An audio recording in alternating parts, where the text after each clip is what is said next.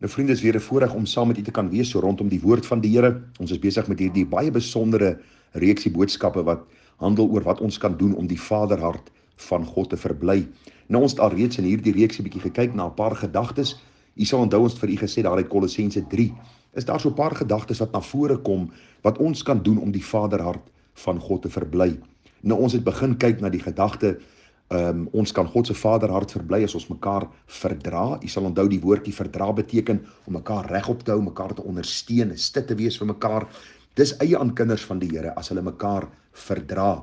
Ons verskil van mekaar, verskil in temperamente, van persoonlikhede, wat ons van hou en nie van hou nie. Daarom is dit belangrik om mekaar te verdra in maklike en in moeilike tye, in gunstige en ongunstige tye, om so ook die Here te verheerlik. Ons het gister bietjie gekyk na die gedagte van ons as kinders van die Here kan God se Vaderhart verbly as ons mekaar vergewe. Ek het vir gesê die woordjie vergifnis, se stamwoord is die woordjie charis wat genade beteken. So met ander woorde, ons moet mekaar nie net verdra nie, maar ook mekaar vergewe en dan die kwalifikasie, soos God in Christus julle vergewe het. So ons moet genade aan mekaar bewys, soos God in Christus ook aan ons bewys het. En ag vriende, dit laat my so dink aan daardie pragtige lied wat sê genade onbeskryflik groot het u aan my bewys. Verlore seun, 'n wegloopkind weer terug in die Vaderhuis. En as ons kyk na God se genade teenoor ons, God se vergifnis teenoor ons, het ek vir u gesê dan moet ons maklik en vinnig vergewe, al is die pad soms vir ons ook hoe moeilik. Nou ons gaan vanmôre 'n bietjie kyk na hierdie moeilike gedeelte. Want u sien, daar is mense wat teenoor jou kwaadwillig optree, wat nie vergifnis vra nie. Daar is mense wat jy mee skouers skuur, wat jy nie oor die weg mee kom nie. Somstyds is daar mense, as jy in die aand in die bed lê en dink jy by jouself, wat moet ek doen met hierdie man, of hierdie vrou, of hierdie een, wat my so te nakom? En somstyds wortel ons as kinders van die Here, en die vraag is dikwels, is daar 'n Bybelse antwoord, wat moet ons doen met hulle? En ek gaan vanmôre probeer om u te begelei by hierdie tweede boodskap oor vergifnis, hoe ons as kinders van die Here mekaar kan verdra en vergewe, God se Vaderhart so kan verbly, en wat ons dan kan doen met die ander, en ook so God se Vaderhart kan verbly. Nou vriende, ek wil u net vinnig vat na die Here Jesus as ons absolute voorbeeld. U sal onthou dat terwyl die Here Jesus op aarde was, hy nie met almal in vrede geleef het nie. Baie keer kom ons en ons skep hierdie verhaal gedagte van Christus, dat almal het van hom gehou en hy het van almal gehou, en almal was vriendelik met hom en hy was vriendelik teenoor almal, en dit is vir ons 'n gedagte wat baie keer ver verwyderd is van die woord van die Here. Nie dat die Here ooit onvriendelik was nie, maar vriende, luister wat die woord vir ons sê. Toe die Here Jesus op die toneel verskyn op 30-jarige ouderdom en hy sy openbare bediening begin, het die Fariseërs en die Sadduseërs en die skrifgeleerdes en hierdie manne wat bekend gestaan het as die kerklei hom geweldig teëgestaan. En daar was min vriendelike woorde wat hulle aan die Here Jesus oorgedra het, en die Here Jesus het hulle baie keer skerp teruggeantwoord. Nooit onvriendelik, nooit sondig nie, maar baie keer skerp en reguit om hulle boosheid van hulle harte aan hulle te openbaar. Het die Here ooit gesondig? Nee, dan kon hy nie 'n offer vir ons aan die kruis wees nie. Hy was 'n sondelose offer, hy het 'n sondelose lewe geleef, en dit beteken nie dat hy met almal oor die weg gekom het nie. Dit beteken nie dat almal van hom gehou het nie. Inteendeel, hulle het hom gekruisig. En ek wil u vanmôre 'n bietjie begelei om hierdie saak beter te verstaan, want u sien, Christus as sondelose kon altyd reg opgetree teenoor die sondaars, maar u en ek tree baie keer verkeerd op teenoor sondaars en baie keer teenoor ander broers en susters in die Here.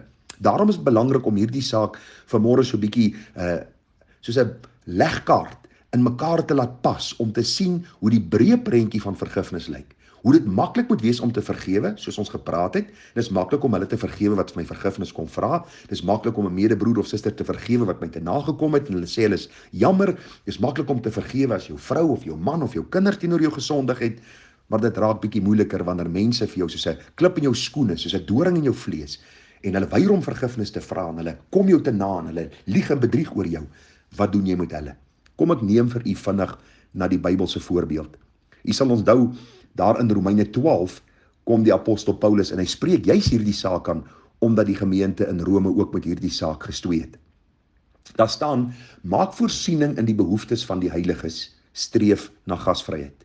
Seën die wat julle vervolg, seën en moenie vervloek nie. Wees bly met die wat bly is en ween met die wat ween. Wees eensgesind onder mekaar, moenie na hoë dinge streef nie, maar voeg julle by die nederige. Moenie eie wys wees nie, vergeld niemand kwaad vir kwaad nie, bedink wat goed is vir alle mense. As dit moontlik is, sover as dit van julle afhang, leef in vrede met alle mense. Moenie julle wreek nie, geliefdes, maar gee plek vir die toorn, want daar is geskrywe, aan my kom die wraak doen, ek sal vergeld, spreek die Here. Ons sien dit in die lewe van die Here Jesus. Die Here Jesus is op aarde, die Fariseërs en Sadduseërs staan hom teë. Die vraag is, was hulle sy kinders? Die antwoord, nee. En hier is vir ons 'n baie duidelike aanduiding hoe ons ook moet optree teenoor mense. Hierdie mense het bekend gestaan as kerkmense, maar hulle was nie lief vir die Here nie. Hulle was nie lief vir sy woord nie, hulle was nie lief vir sy waarheid nie. Daarom kom die Here in Johannes 8:44 en hy sê vir hierdie Fariseërs en Sadduseërs, vir hierdie skrifgeleerdes, hy sê vir hulle, julle dink, julle het Abraham as vader, julle dink julle is my kinders, julle dink God is julle vader, maar ek wil vir julle sê, julle die duiwel as vader en julle begeertes, die begeertes van julle vader, die doen julle. En ag vriende, ons sien later hoe hierdie mense komplot gesmeed teenoor die Here Jesus en hom later gekruisig het. Wat doen hy? Hy sê, Vader, vergeef hulle, hulle weet nie wat hulle doen nie. Nou kom ons en ons trek hierdie ding deur na die disippels. Ons dink aan die apostel Petrus. Wat doen hy? Hy verloon vir Jesus. Ons lees na die 3de keer dat hy hom verloon het, het hy bitterlik geween. En die Bybel sê vir ons, die tydjie daarna was Petrus eintlik half verward, want op 'n stadium sê hy vir die ander disippels daar in Johannes 21, kom ons gaan vang weer vis, en hulle gaan na die see van Tiberias toe, en hulle probeer die hele nag vis vang, en die volgende môre, toe hulle naby die strand kom, sien hulle Jesus daar staan, en 'n kool vuur wat brand, en u ken die hele gebeurtenis rondom die groot visvangs, en Jesus wat saam met sy disippels eet, en toe sien ons die mooi gedagte, waar die Here Jesus vir Petrus vra, Simon, seun van Jona, het jy my waarlik lief? 3 maal vra die Here vir hom daardie vraag, dieselfde keer dat Petrus Jesus verloon het, en hier sien ons 'n wonderlike tipe beeld van die vergifnis wat die Here Petrus skenk. Petrus sien wie hierdie Messias is, hierdie meester is, en ag vriende, hy sê vir hom, Here, u weet dat ek u liefhet. En wat doen Petrus?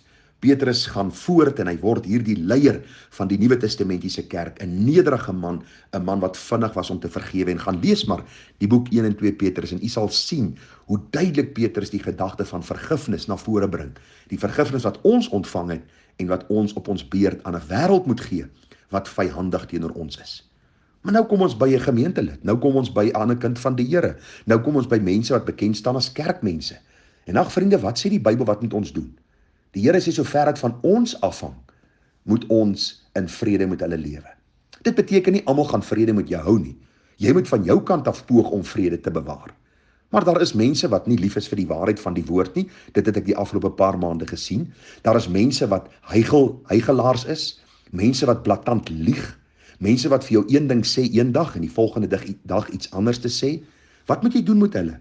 Die Bybel sê vir ons kan soms toornig raak. En ons kan hierdie toorn aan die Here oorgee en sê, Here, sal u self vergeld binne u raadsplan ook in hierdie saak. Wat ons gesindheid moet wees, is om so ver moontlik met hulle vrede te bewaar. Dit beteken dat ons soms met hulle moet praat oor die sonde, en dit gaan heel moontlik 'n groter kloof tussen ons bring. Maar hoe dit ook al mag sy, vriende, ons wreek ons nie. Ons gaan nie op die einde van die dag mense vergeld of bid dat daar iets met hulle moet gebeur, iets rampspoedigs nie. Nee, dis nie eie aan 'n kind van die Here nie. Wat moet ons doen? Soos die Here Jesus alles aan sy getroue Vader oorgelaat het, so moet ons ook doen. En wanneer ons die geleentheid kry, luister wat ek sê, wanneer ons die geleentheid kry, moet mense wat teenoor ons gesondig het, wat bekend staan as kinders van die Here, ernstig praat, dat hulle kan besef dat hulle op 'n verkeerde weg is, vergifnis moet vra en dan moet omdraai. Ek wil vir u vandag sê, die meeste sal dit nie doen nie. Waarom? Omdat hulle heel moontlik nie kinders van die Here is nie. Want 'n ware kind van die Here is iemand wat vergifnis soek. Ag, ek moet vir u sê, in die paar jaar dat ek in die bediening is, het ek agtergekom, daar is baie mense wat bely hulle behoort aan die Here. Maar as dit kom by vergifnis, dan is daar amper geen gedagte om dit te skenk aan ander of te vra van ander nie. Daar is soveel Christene wat eie geregtig is. Hulle dink hulle is altyd reg, hulle praat altyd van ander, hulle het altyd 'n opinie te lewer oor ander. Hulle lees self nie die Bybel behoorlik nie, maar hulle het altyd 'n opinie te lewer oor die volgende ene. Wat moet ons doen? Die Bybel sê, sover dit van jou afhang, leef in vrede. As jy geleentheid kry, praat met hulle, wys vir hulle uit op die kwaad. As hulle nie hierdie pad van vergifnis wil stap, of hierdie pad wil stap, soos Matteus 18 vir ons leer nie, dan is dit duidelike bewys dat hulle heel moontlik nie broeders is nie. Wat doen ons dan? Dan bid ons vir hulle. Ons behandel hulle nie as vyande nie. Ons behandel hulle nie as mense met wie ons niks te doen wil hê nie. Ons bid vir hulle en ons dra hulle op aan die Here en ons vra dat die Here hulle genade en krag tot vergifnis sal skenk, soos hy dit ook vir ons geskenk het. Ek hoop hierdie saak is vir u bietjie beter verstaanbaar en dat u so bietjie verdere navorsing gaan doen daaroor. As u enige vrae het daaroor, is u baie welkom te vra, maar kom ons vra die Here dat ons sy Vaderhart sal verbly deur vergifnis te vra, vergifnis te skenk, en wanneer daar hierdie onbreekbare band is, of hierdie band wat gebreek is, sê eerder so, dat ons vir die Here sal vra, Here, help ons om die regte gesindheid te openbaar, sodat as ons albei kinders van die Here is, daar tog 'n geleentheid sal kom, waar ons weer hierdie band een sal maak, sodat ons u kan verheerlik in alles. Seën vir u, groete, mooi dag verder, tada.